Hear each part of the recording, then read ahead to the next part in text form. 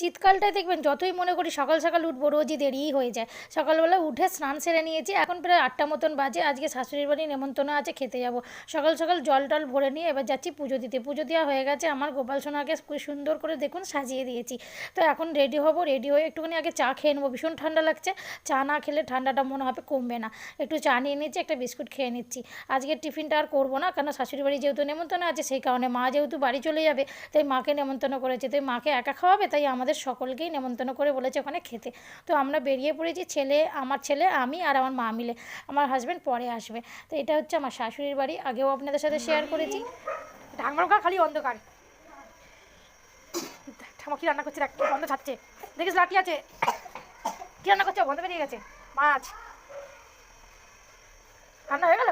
শাশুড়ির ঘরটা ভীষণ ঠান্ডা, ওখানে একদম রোদ পাওয়া যায় না। বাড়িতে এত সুন্দর রোদ এসেছে, তাই খাওয়া দাওয়া করে বাড়ি চলে এসেছি। ভিডিওটা এতটুকুই, ভালো লাগলে একটা লাইক করে দেবেন।